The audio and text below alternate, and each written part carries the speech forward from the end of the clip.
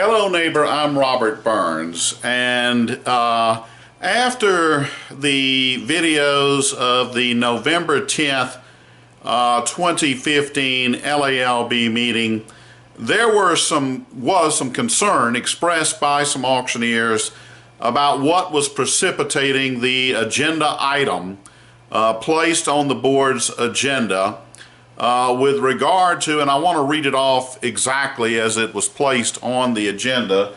It was under business. It was item, well, under item 7, sub-item 3.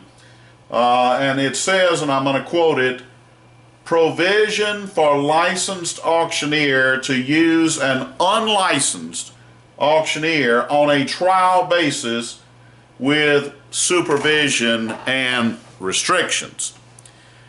And when we put that video out, we got some feedback. Jeff Henderson was the one who requested it to be on the agenda, and some people wondered what was the rationale. And for those of you who may not have been watching these videos going back through the archive, I felt I'd take this opportunity to bring you a little more up to speed. And it is an advantage to having this video archive because several members weren't even on the board at the time that one of these two presentations were made.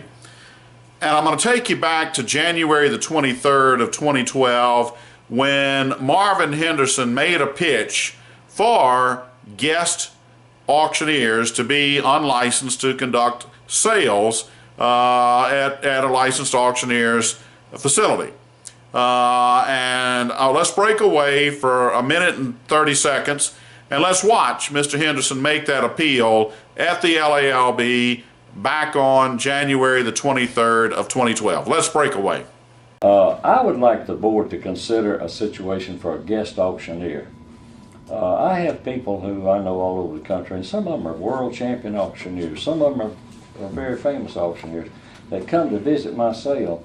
Well, don't you think it's respectful to them to let them sell 30 minutes or an hour or 2 hours?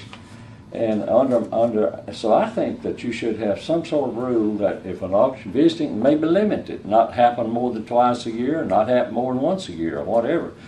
But I had Cookie Lockhart here visiting with me a while back. Well, I'd been honored to let her get up and sell for an hour or two, or 30 minutes or 10 minutes or whatever it might be.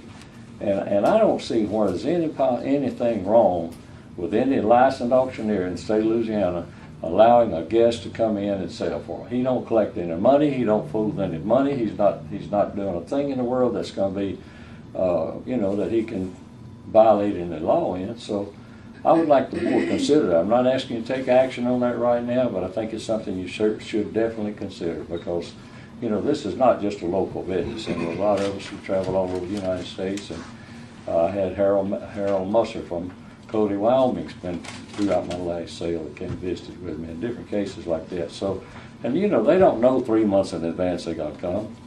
So I don't see where it'd be wrong to allow a licensed auctioneer to have a guest auctioneer to come in and sell for him for a while.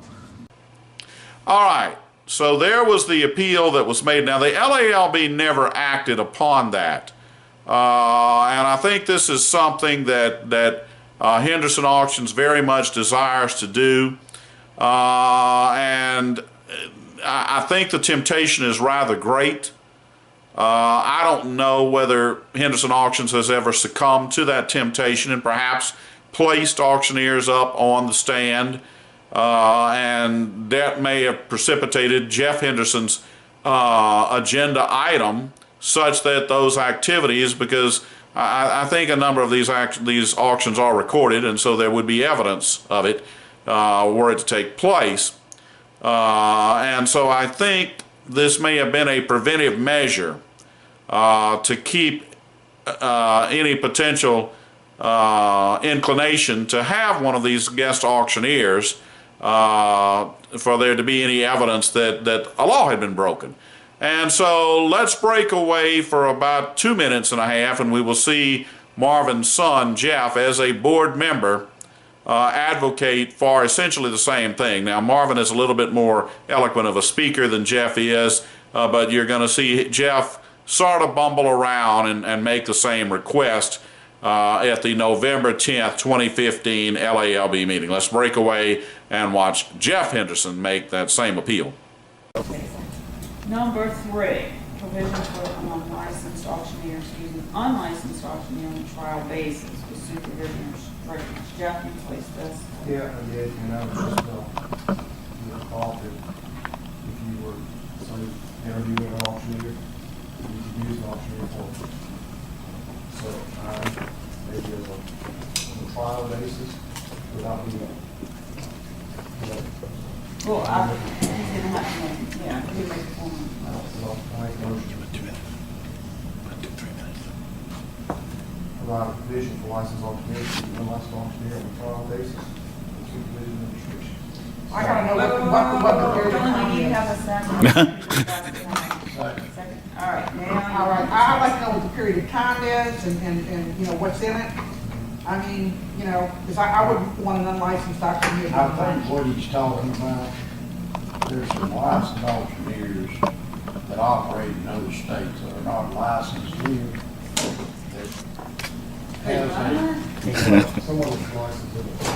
If someone's licensed in another state, they need to get a reciprocal Right, license with exactly. us. you got 20, Even in our business, you have auctioneers from out of state that you want to try. And you have to come down and see how they work in the crowd, and how they work out for you. You're not talking about full auction.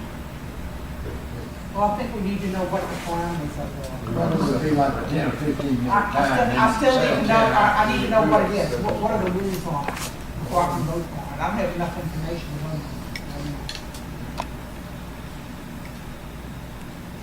So you Want want to table this? and you can write it up. Yeah, why don't you just let us know, you know, what it is? Okay, so we'll make a motion on the, on pass. All in favor? Motion failed. All right. That motion failed, so we're gonna table this. And Jack, you're gonna, write something up. So you want to move to table it? Right. Yeah, so I'm we're gonna move the table until it. we get more specifics. And a second on that. Like, all in favor? Opposed? All right. All right.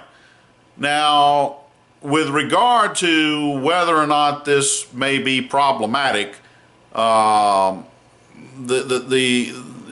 problem comes down to there being a high level of subjectivity of what constitutes a legendary auctioneer or whatnot. You heard Marvin mention Cookie Lockhart and another gentleman from Wyoming and so forth. But here's the problem. If you permit this sort of thing to go on, if it were to go on, and there's video evidence of it, you can't just look the other way. And I'm not going to suggest the board has looked the other way, but they didn't just fall out of bed and decide to put this up there. Okay, and it's done as a preventive measure to keep from breaking a law. But you got to remember that same courtesy has not been extended to other situations, and specifically Manheim auctions. Let's talk about the May 2013 meeting. In fact, we're going to copy and paste the video and the material below the video entailing an auctioneer, Barry Shackelford from Alabama. Now, some would probably view Manheim auctions as pretty prominent, just like, say, Henderson auctions is. But Manheim auctions was not permitted to have a guest auctioneer in the form of Barry Shackelford, and there was a penalty for it. Now, I don't know whether Henderson Auctions has ever allowed one of these guest auctioneers in the recent past, or maybe the wife of a guest auctioneer. But if they have, it's wrong. Okay? If they have, it's wrong. And it's a violation of the law. All right? So that will answer your question as to why there was this impetus to have this item presented, it was to shield from breaking a law. Now, whether it's being done prospectively or in arrears, who knows, okay? But at present, it is certainly a violation of law to permit someone from out of state, I don't care how noteworthy they are, or to permit the spouse of someone who is licensed in other states but not licensed in Louisiana to get behind that auction stand and call auctions. And, you know, if it is done, it's not right. And it's a violation of the law. Okay? So, it'll be up to the board to further delve into what precipitated this and also why there's been no follow-up. I mean, this is March 2016. 2 more meetings have taken place. And this thing just kind of fell off, as so many things seem to do. I don't know. Perhaps the board may be looking into all of this behind the scenes. Who knows? But there was inquiry about rationale and the why, and you've just been told why. Now, as far as how much further it may go, I don't know. All right?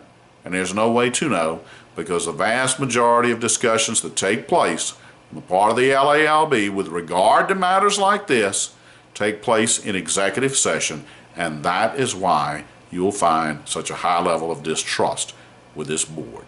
But in answer to the question of why that agenda item was on there, it was on there to help put in place a mechanism that would permit someone to have a guest auctioneer from out of state to come in and do an auction without getting a Louisiana license.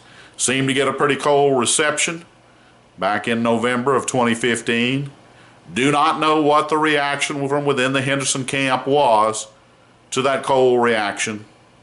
Just know that Jeff has not followed back up on putting anything with specificity. And that's about all I can tell you. And we'll just see if the board delves into it a little deeper.